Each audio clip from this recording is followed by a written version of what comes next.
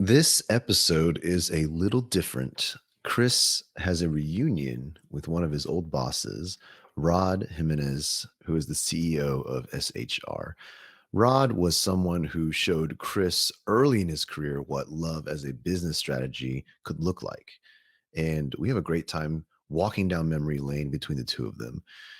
We also, however, talk about the tougher side of love, and we discuss Chris's exit from the company and the impression that it left on him.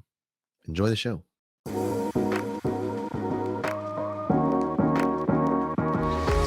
Hello, and welcome to Love as a Business Strategy, a podcast that brings humanity to the workplace.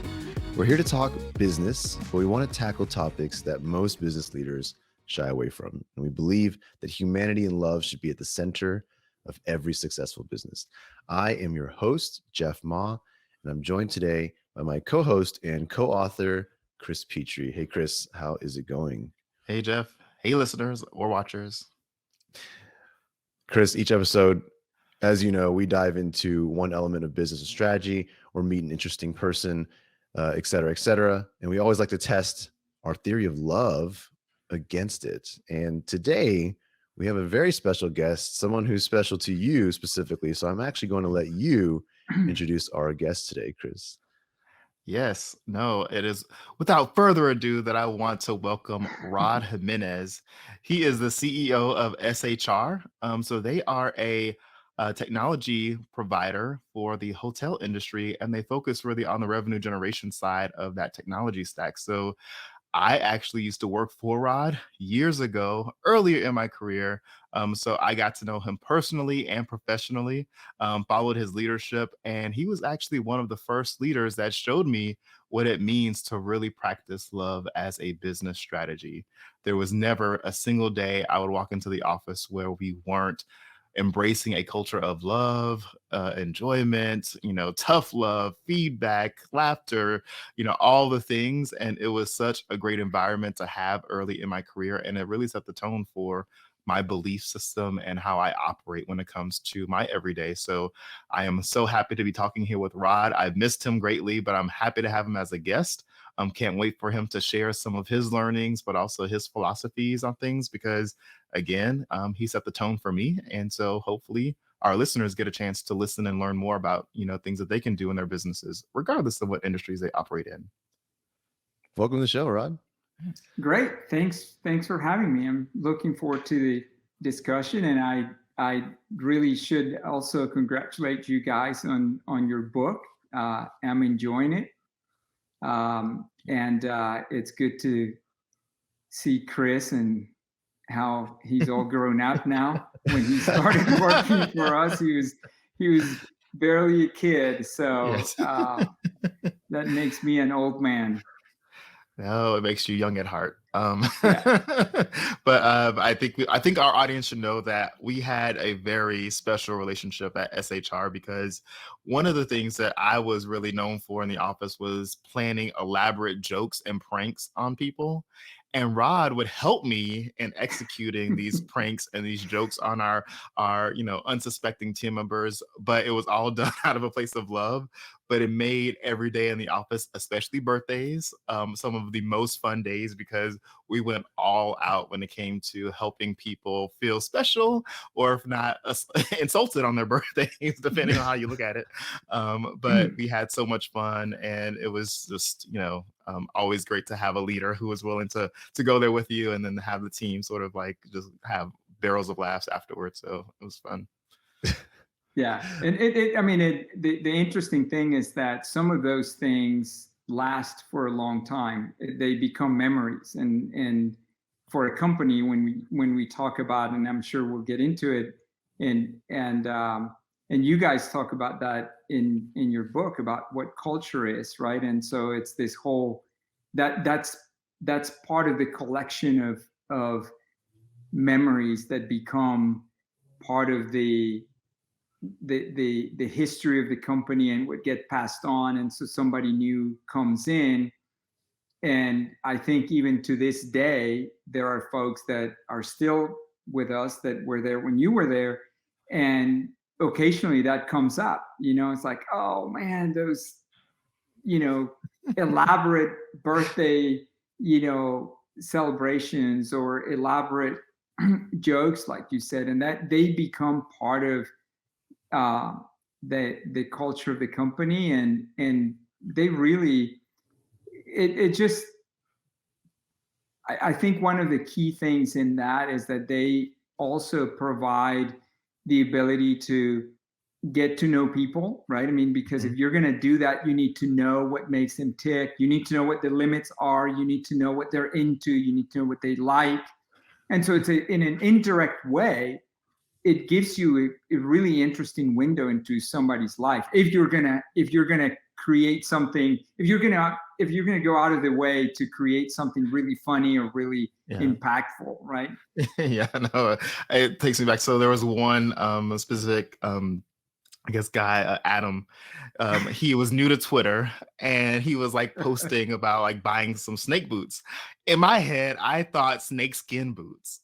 And so I came up, I was like, I didn't realize you were that into fashion. Like, that's interesting that you got some snakeskin boots. And he was like, what are you talking about? And I was like, you posted that you bought some snake boots. And he's like, I'm talking about going hunting snake boots. And I was like, oh, well, I thought you meant snakeskin boots. So for his birthday, I bought a big sheet of fabric of snakeskin, and we hung it all around his office and like sort of had all these snakeskin accessories.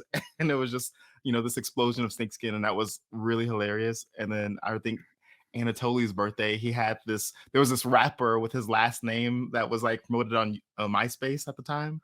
And, everybody used to tease him about being sort of this low-key rapper that nobody knew about. So on his birthday, we had this album release party. And because he was a developer, the album had songs that related to development that were sort of retitled from pop songs. So we like did all these crazy things, and we would like plan all these elaborate things to make sure that they felt special, although it was connected to an inside joke that was based off of Shade a little bit. Yeah. Some of those, I forgot about those. I mean, some of those you needed to know. If you just sort of got there that day, you couldn't get it, right? You needed to be part of it, and you needed to understand sort of the little pieces underneath the very elaborate celebration, to call it that. Yeah, hearing the stories recollected already gives that vibe of just like a really close kind of family get-togethers and things like that. Those kind of the familial kind of engagements and relationships, and it's exciting. I really wanted to spend this episode actually doing two things. I wanted to talk about, Rod, you and the business, and kind of course, the culture around the business and your philosophy around that. And then, it's kind of a show about Chris as well. I think this is an opportunity to dig more into what you guys are talking about here and really uncovering for the audience what it is that made it special for you, Chris, and kind of what that looks like carrying forward. So those are like the two main things I want to talk about today. And we jumped into it so fast, I almost forgot to do what we always do, which is our icebreakers. Right. I feel like the ice is broken, but I'm not going to break tradition today. So we're going to go into a quick icebreaker. Chris, I'll make you go first, and Rod, you'll have the same question. Chris, what's your favorite meal to cook and why? So some people might believe it's gumbo, but even though I'm great at cooking it, it's not my favorite thing to cook. My favorite thing to cook is something that's fast. So I love scrambling eggs, because eggs are the thing that I could eat at any time of the day, any day of the week, forever, for the rest of my life, as long as they're cooked to perfection. And so many people who have traveled with me where we've had kitchens or access to kitchens knows that when I scramble eggs, it's perfect every time. Because my grandfather taught me. That was my second guess. I did guess gumbo. Dang. Rod, same question. Wow. What is your favorite meal to cook?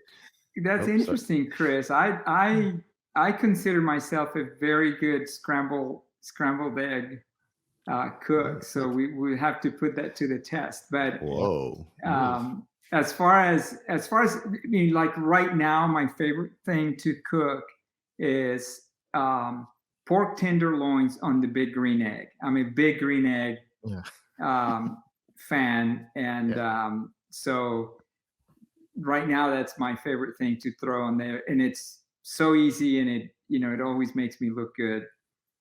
and I really do very little to it. It's just making sure the temperature is right and the timing is right, and then it just comes out perfect. Nice.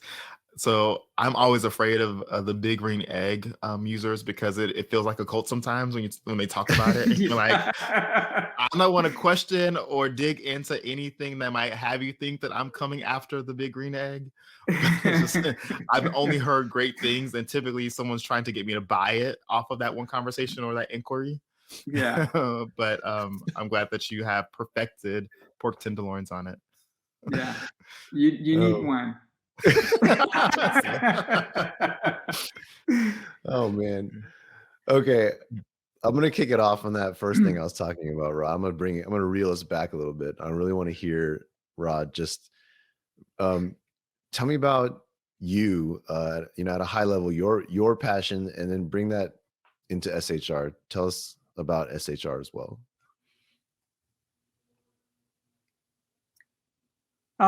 Yeah, so let's see.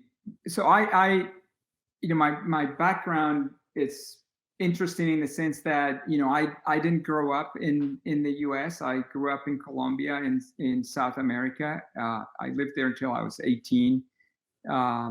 Came here to go to school, but married a native Houstonian, and so when you marry a Texan, you stay in Texas for the rest of your life.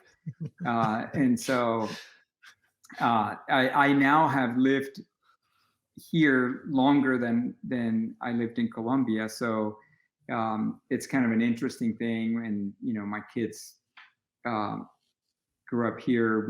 We don't go very often. I don't have a lot of family, but when you spend 18 years of your life there are things there that shape you, forever, right? And so there are things in that culture that are great, and that it has to do with relationships and the importance of that.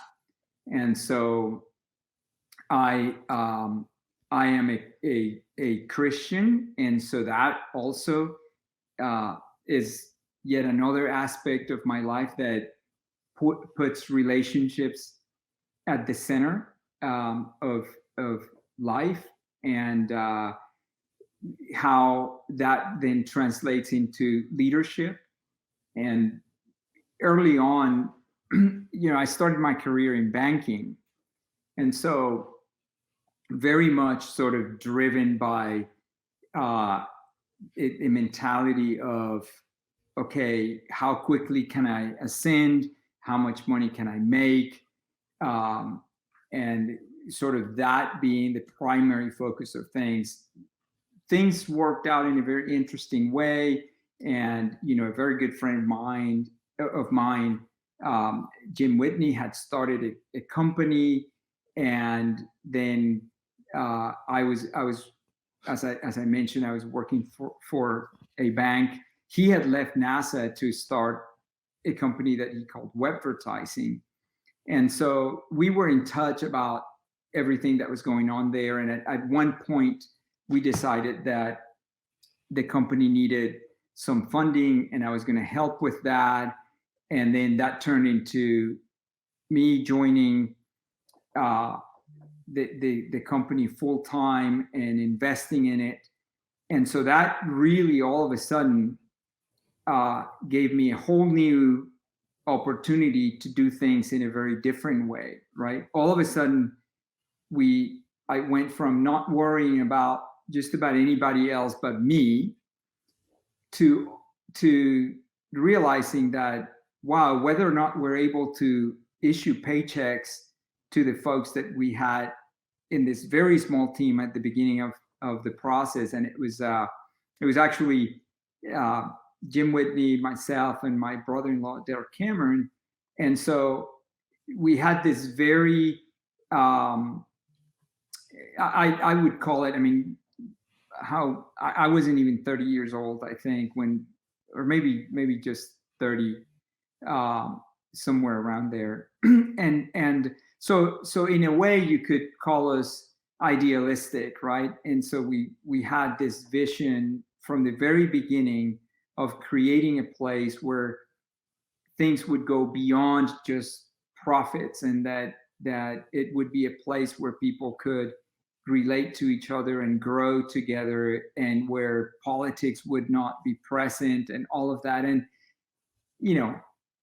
that's nearly impossible, but because we're all humans, right? And we have flaws, and those come through when tensions get high. But it was a good aspirational thing. And so that was my sort of very early leadership development crash course, right? I mean, it's like having to say, okay, how are we going to lead? How are we going to achieve what we want to achieve from a business point of view, but at the same time, not sort of only make it a living, right? That everybody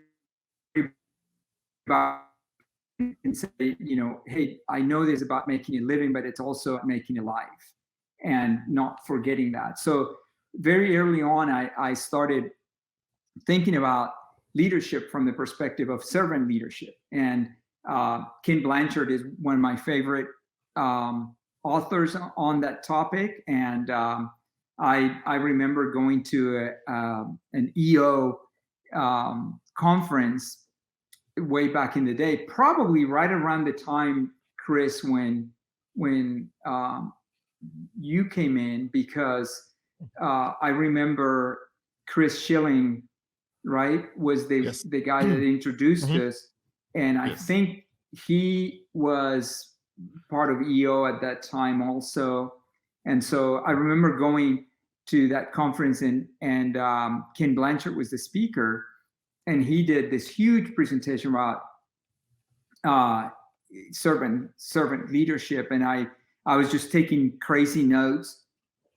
And it was the first time when I really understood what was meant by that, right? And a lot of people think about that and it's like, oh, that's touchy-feely, soft, non-accountable, that kind of thing. And it's really, the thing is that you've got the traditional sort of pyramid of hierarchy in an organization, and that is still the case in servant leadership when it comes to the vision. You've got to be, somebody has to be a visionary. Somebody has to cast that vision. Somebody has to have the ability to communicate it and create passion in a team for that vision. But once that is out there, once there is conviction about it, that pyramid can flip upside down. And then that leader now needs to be focused on allowing everybody else in the organization to do what they are good at and what they are able to do when they're self-managed, self-initiating, and free to do the things that you hire people to do, as opposed to micromanage, over-direct, and sort of helicopter everything, right? So at that point, your job switches from that top-down vision caster to a bottoms-up, how can I help? What obstacles do I remove? Where do I give encouragement? Where do I give guidance? So guidance, yes. Training, yes. Advice, yes. Management, if you're hiring the right people and you're empowering them the right way, you don't have to do a lot of quote unquote management, right? And so that's how we started doing things. So again, probably around the time that Chris became part of Whiteboard Lab, which is sort of the same for our company. After we went through, we ended up selling the primary application that Webvertising had created, and then after going to the acquirer for a while, we sort of regrouped and created Whiteboard Labs, and that's around the time that Chris was with us, and we were actually in the process of building that new application to re-enter the market after a non-compete. And so it was a very tense period of time. We were a startup. We were launching a brand new product, and we were sort of building our own runway with the revenue that we were getting from just doing projects for other people, while in parallel we were building this application that we were going to own and we were going to launch to market. So it's a very high tension period in our history, but I think that that's sort of what allowed us, that philosophy and that approach to management is what allowed us to go through, all of those sort of ups and downs, which, tend to be sort of the normal history of. It's an emotional roller coaster all the time. And so if you derive your worth and your self-esteem out of how a day goes, you're going to go crazy, right? So you've got to have something anchoring you that's outside of what others think of you, or what a client thinks of your product, or what an investor thinks about your pitch. And so I think that provided that stability that allowed us to keep going and keep pushing. And then the kinds of things that Chris was talking at the beginning, that ability to laugh and not take yourself seriously or too seriously, and really creating in learning about each other, you're creating the ability, or you're getting Passport to say, hey dude, you need to do the right thing here, and I'm going to feel empowered or with the freedom to do that, even when it's uncomfortable, because there is safety in the fact that A, we've gone through a lot together, and B, we know that ultimately we're pulling in the same direction and we want the same ultimate outcomes. And I respect you and I appreciate you as a person. That doesn't mean that I cannot disagree with you professionally, or that I cannot say, hey, you committed to this and you didn't deliver on that commitment. And, again, the right people, when you have the right people, you have people that are obsessed with not missing their commitments. And so they're also then very careful with what they commit to, because you have to be able to deliver on that. So anyway, that long answer, but that's sort of the early part of my career, and how that approach to management and relationships in the workplace, kind of how it came about. It came about of, out of necessity of saying, how do we do this? How do we keep sane? How do we keep people, passionate about what we're trying to do? And how do we create something that is lasting? Yeah. No, and I remember because I started as a contractor for Whiteboard Labs. So I was like a freelance copywriter. Yes, I was a copywriter back in the day. And I remember. Thank you for the compliments. The listeners would love to learn about my abilities, so I'm not going to stop you. But I remember because I had actually just gotten laid off, and so I started to do contract work, and Rod was one of the early clients. And then, like, literally within, I think, 3 months of working together, you guys asked me to join, and the rest is history. But I remember like always enjoying going into the office, because it was always this like high energy. And then when I started, it was sort of this is where Jeff knows my onboarding experience at Softway. This was where my expectations had been set for onboarding, because when I walked in, my laptop was there, my business cards had already been ordered and were sitting at my desk. Like, it was like they knew and were ready for me on my first day. And, they had set up all of these trainings for me and all these conversations. And I was like, Thank you. Like I'm not that awkward person that's walking around trying to ask people where to go or what to do or etc. And so there's a joke at Softway because if you read the book, I didn't have the best onboarding Yeah. experience, but it's because I had my expectations set at Whiteboard Labs, and I rarely share that with the Softway team because I don't want them to feel like they were operating at a deficit. But that was sort of the benchmark that I had and the pedestal that I had around first day experiences. So that's where all the things that we do at Softway originated from, is actually the way that I was treated my first day at Whiteboard. Yeah. And you got there when we had already figured that out, right? I mean, we definitely have some folks that would say, I walked in and, my supervisor wasn't there, right? And so we had some of those experiences where it's like, yeah, we didn't know who you are, and so then we really that in particular, very early on, and we do it today, it is taking the onboarding super seriously, even if possible, having the business cards already printed,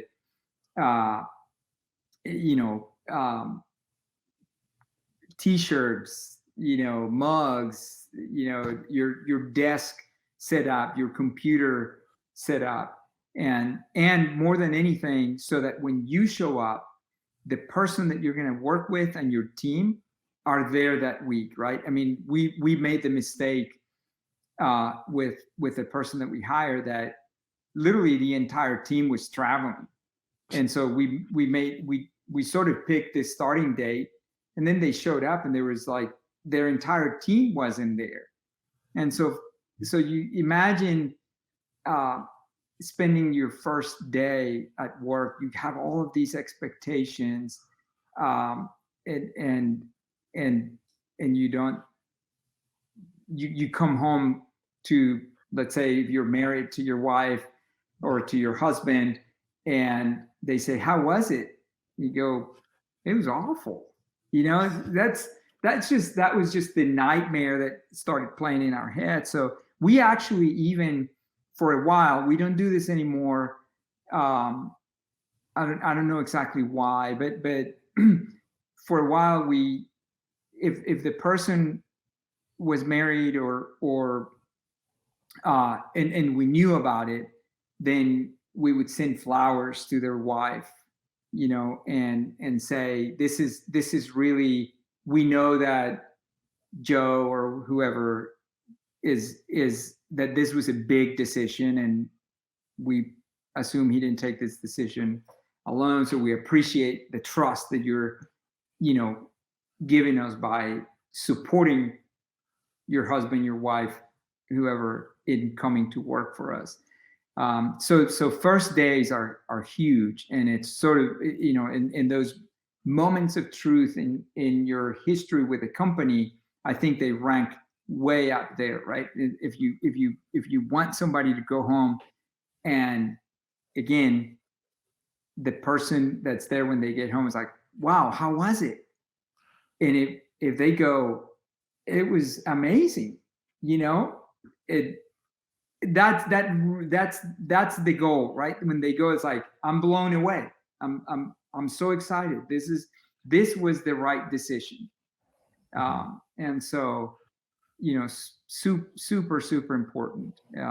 We probably, and it's very easy to ignore, or sort of like take for granted, and just do it, as long as they show up and they know where to sit, then fine, but I think it's a big deal. Yeah. And I think, speaking on that topic, I think the first day is a really critical day, but also the last day is a super critical day.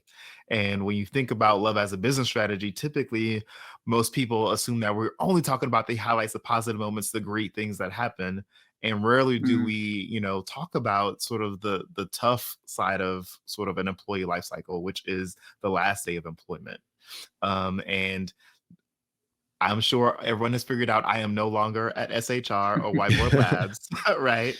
So let's talk about it because I want to address sort of an honesty about having to leave and exit an organization, especially when it's not your choice as an employee.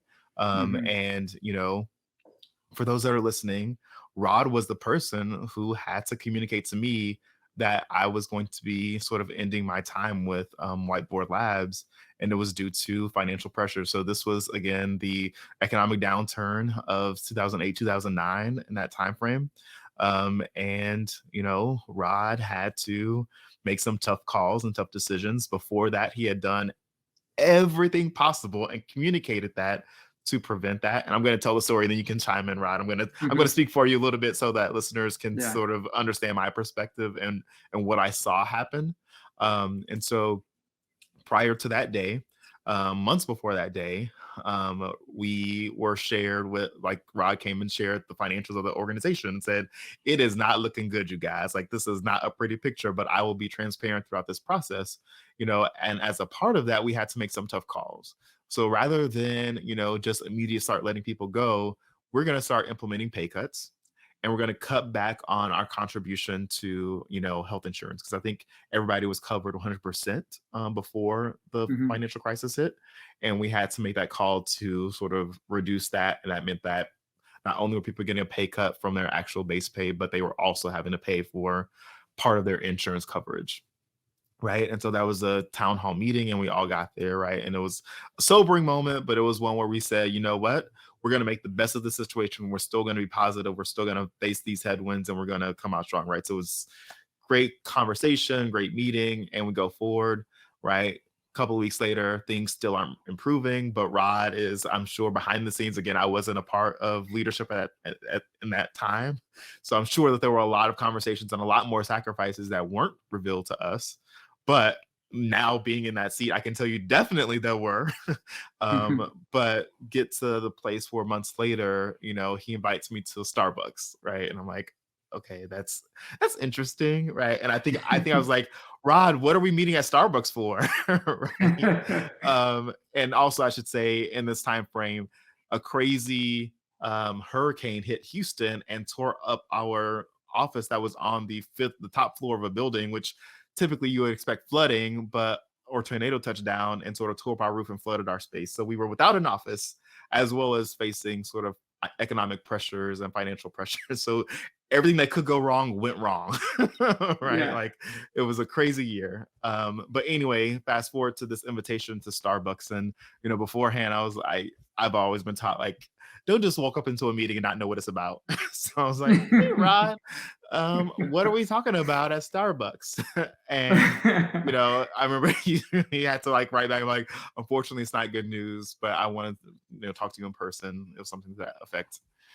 We get to Starbucks, and we sit down, and Rod starts crying, and he explains the situation and that he's done everything he can. And this was a tough conversation for him to have and a tough decision to make, but unfortunately he had to let me go. So he wanted to give me a 2-week heads up, and he said, I want to be here for you.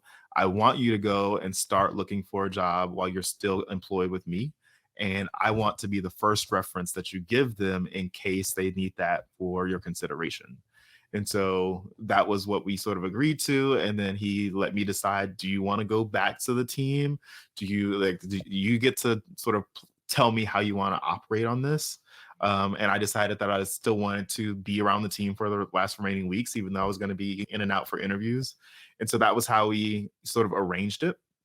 And then from there, I was able to go sort of say bye to the team, but still sort of end on that positive note. We were jokesters, right? So we were still cracking jokes. We were like, everything that we did prior to that conversation remained until the very last day of my employment. And even to this day, if I were to go and hang out with Sally, hey, Sally, hopefully she listens to this. Yeah. Sally is still there with SHR, but, can She still is. go back and pick up right where we left off, can still have those conversations, can still reminisce. But I think it's really important that when we talk about love as a business strategy, it does not take us away from tough decisions. It does not mean that you do not have situations that require some really hard and difficult exits.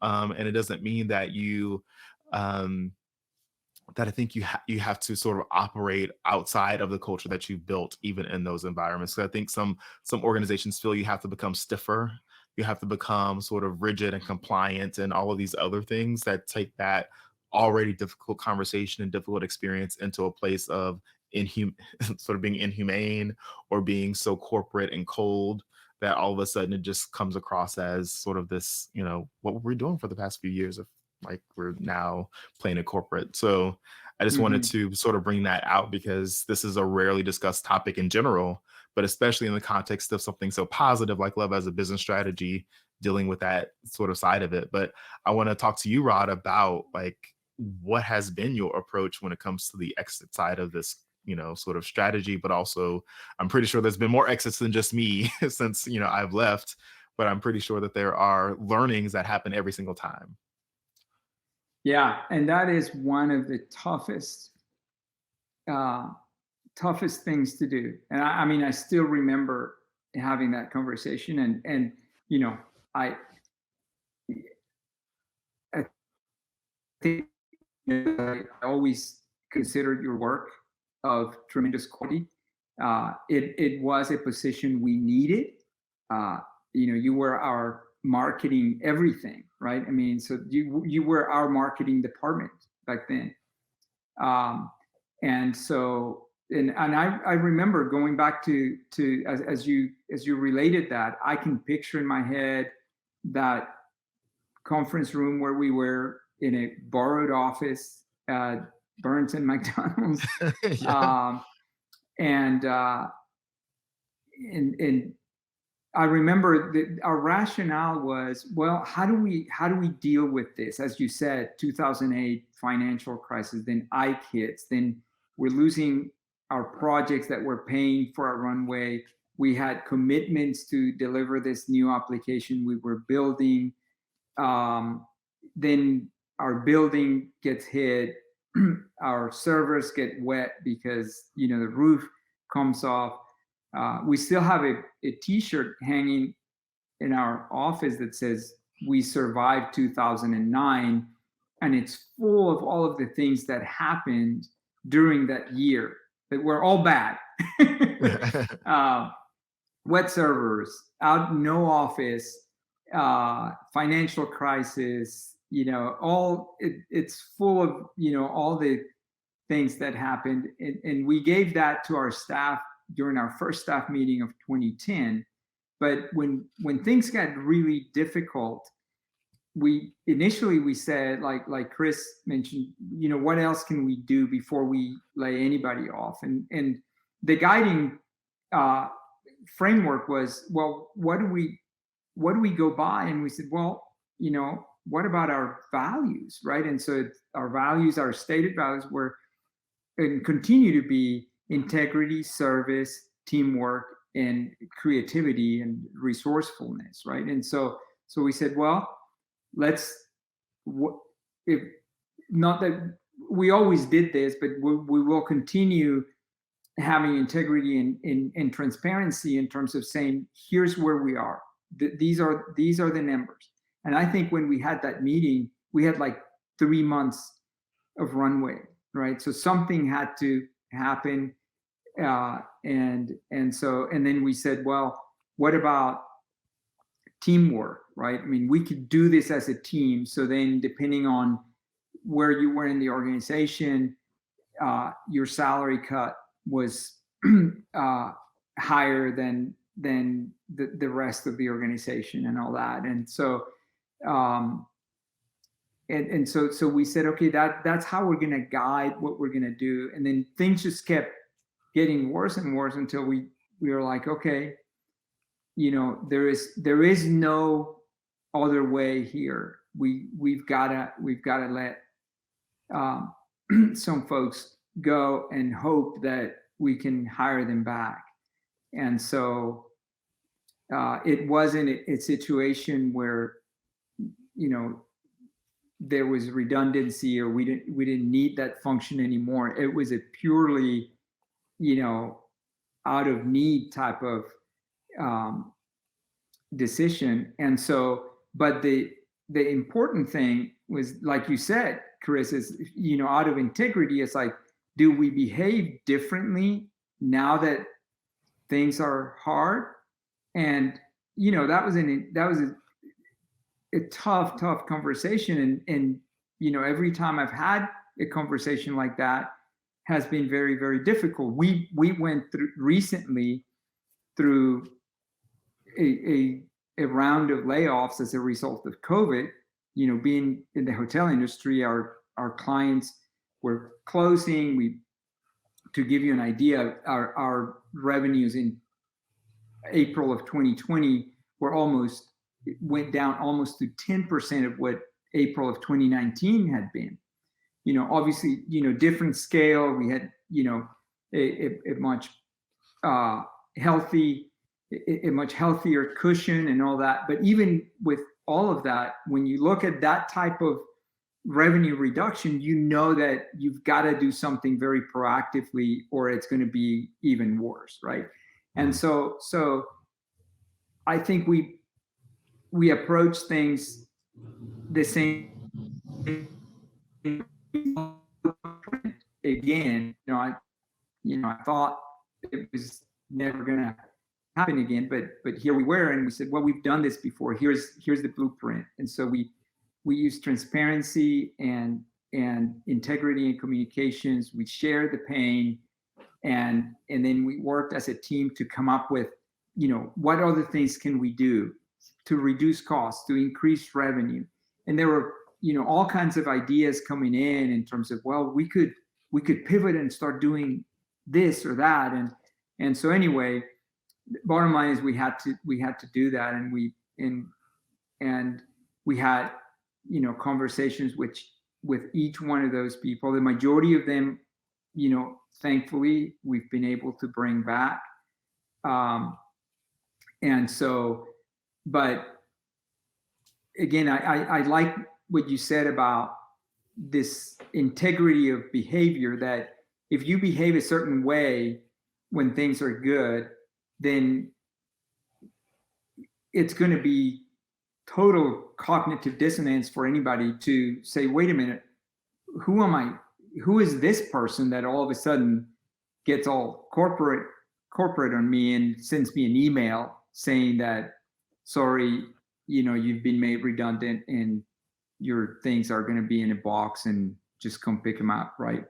I just cringe when I think about, and I know that there are all kinds of situations, right? And there are that spectrum of situations from,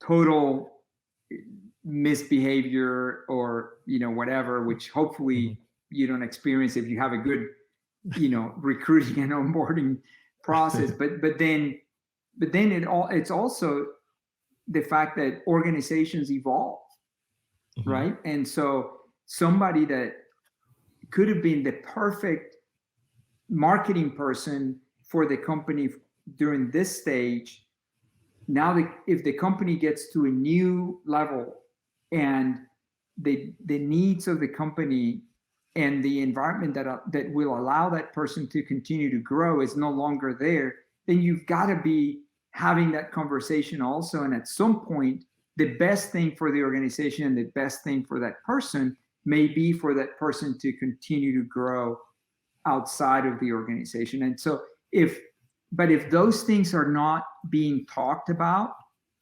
before they happen, then that surprise is a terrible negative, right? It's like, wait a minute, what do you mean I'm not, what the company needs during this next stage, right? What do you mean my 10 years of loyalty to the company don't mean anything, right? And so, but those conversations and being very frank about,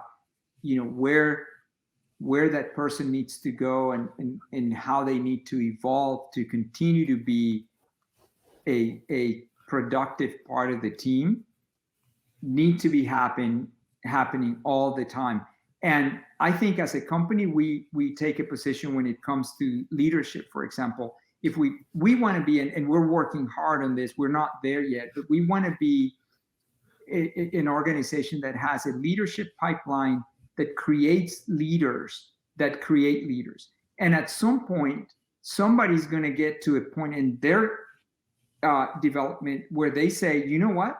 I have bigger leadership skills than what's needed here. And I'm ahead of the company in my own growth. And so is the company going to be supportive of my going out and being a great alumni of the company somewhere else? And then, you know, creating lasting relationships. Like, you know, I think you and I were talking the other day that the fact that we had those conversations and that your departure happened the way it did, it allowed us to, it's not like if I saw you, you know, at the mall or something, I was like, oh, there comes Chris. I'm embarrassed. I was like, no, it's, hey, Chris, big hug, all that. You know, you guys did a project for us when you were, you know, once you were at Softway and we needed, you know, a video it created to you for references when we're looking for someone, and so that relationship is, you know, it's bigger than a point in time where two people work at the same place, right? And so, but probably one of the most difficult things in leadership is walking that walk, even in the midst of those types of really difficult circumstances. Yeah, no, and I remember in those time, like in that day where we had that difficult conversation, sometimes the reactions are negative, not because you did the sort of incorrect thing or you didn't sort of treat people well. It's just because people are emotional creatures and they get upset, right? And I just remember in that moment in my sort of 20-something-year-old brain, like thinking like, man, I'm sorry Rod had to have that conversation, but I completely understand. And I rationalized on your behalf without you having to explain why you need to make the decision, which is rare, right? And I'm not here to like toot my own horn, but that was something that I remember like, man, I'm sorry Rod had to have that really hard conversation. Like, you know, hopefully, you know, Whiteboard is successful. And this is an attitude that I take to any previous employer, is that I don't care how bad of an experience I might have had, or if there was a bad situation that happened in the midst of so many great things. I always want them to be successful because they will always be on my resume, right? Like you don't want your previous employers to go down in flames, right? Like it doesn't do anything for your resume. In fact, it sort of undervalues or devalues your resume. So I remember and still one of the biggest fans of SHR, Whiteboard Labs, and it goes a long way to be able to talk about something as sort of deep and personal and something rarely discussed as being let go involuntarily from an organization, and still having relationships, still being able to wish people well, still be able to crack jokes and laugh, but also still have professional ties where we can work together. We can do things. I can come and speak at your event. You can come and speak at our podcast. And I think that many sort of listeners here should understand that an exit doesn't have to be a goodbye. An exit doesn't also have to mean the end of a relationship, right? I know that I am always committed. If, just like you said, if there's someone who has outgrown the position, but there isn't something that we can put them in, I will help you find your next. I will be a reference, and I will explain the situation so that people understand why a current, you know, leader is willing to talk to a future employer live about, you know, you joining their team and why it's not a setup. And I think that those are really interesting to me. This is like the exciting part of, you know, this concept of love as a business strategy, because when there's love there, this becomes so much more comfortable, easy, open, honest, transparent. You know, I can ask questions, you can ask me questions, you know, we can talk about, like, get to the real stuff, versus in many organizations I've seen where this becomes that sort of corporate spin where everything is just sort of, here's your box, pack your stuff up, leave, thank you so much, like give me your badge, and you're out the door. In those situations, exit interviews are not honest. You actually have people leave with a lot of tribal knowledge that didn't get passed on or transferred. But when you do it this way, some of those, like, you get honesty. hey, I Mhm. love this, I didn't love this. Hey, Yeah. I started this project. Who do I need to transfer this over to? Because I want to make sure that they're set up for success, right?